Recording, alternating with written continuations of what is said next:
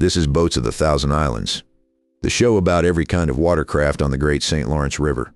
Your hosts are Robbie and Terry, both 15. Every week they break it down so you actually get it. The show about every kind of watercraft on the Great St. Lawrence River. I'm Terry. And I'm Robbie, and today we're talking about the pontoon boat, basically a floating living room with a cup holder for every person on Earth. Okay, not every person, but seriously, pontoon boats have more cup holders per square foot than any other vessel in human history. I'm pretty sure that's a fact. It should be a law. But first, what even is a pontoon? It's a flat deck sitting on top of 2 or 3 big hollow aluminum tubes called, well, pontoons. Those tubes are what keep the whole thing afloat. They're airtight cylinders, and because they displace water, they create buoyancy. Basic Archimedes stuff. Archimedes would have loved pontoon boats. He would have been out there in a toga holding a lemonade going eureka for a totally different reason. The modern pontoon boat was invented in the early 1950s by a Minnesota farmer named Ambrose Weirs, who welded steel barrels together to make a floating platform. A farmer, of course, it was a farmer.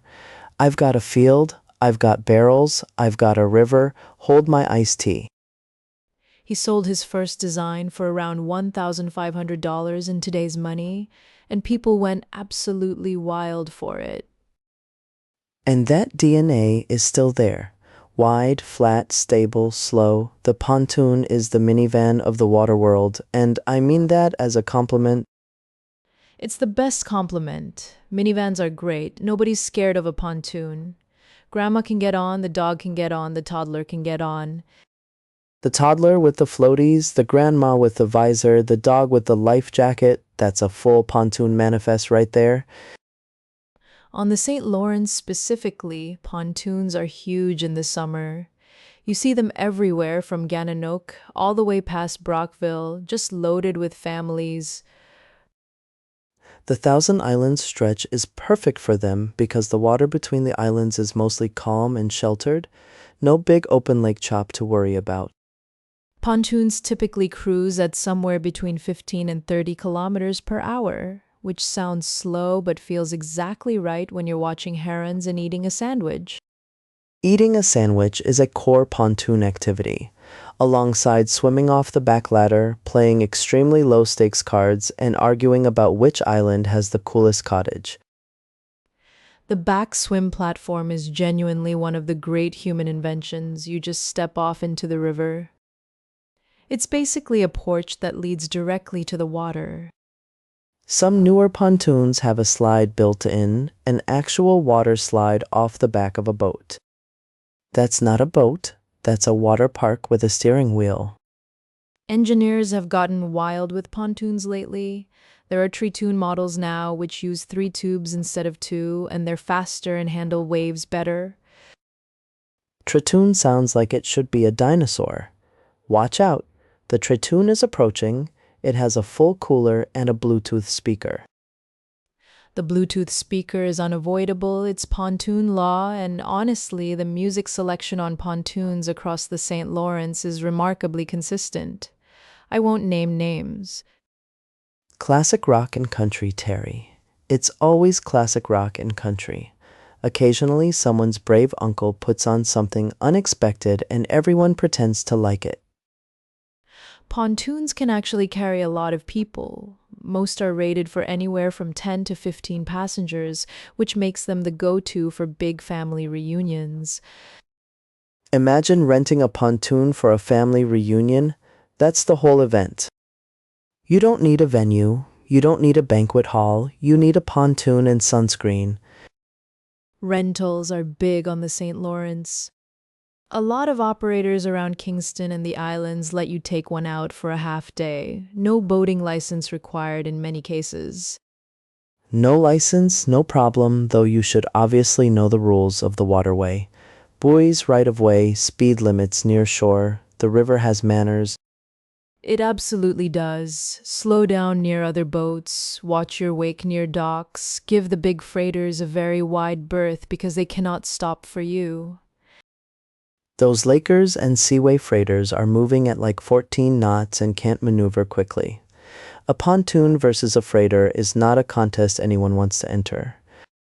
On a calmer note, some pontoons are being built with electric motors now, which is a big deal for a river ecosystem as sensitive as the St. Lawrence. Electric pontoons are nearly silent. You can actually hear the water, hear the birds, hear your uncle snoring in the back, which is kind of the full nature experience.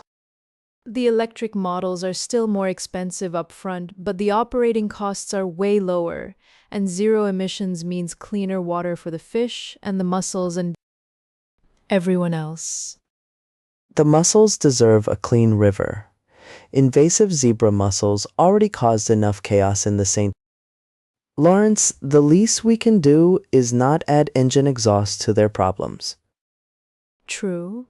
And speaking of evolution, some luxury pontoon boats today cost upwards of $100,000. They have kitchenettes, built-in grills, surround sound LED lighting under the hull. Underwater LED lighting, the fish are getting a light show now, whether they want one or not.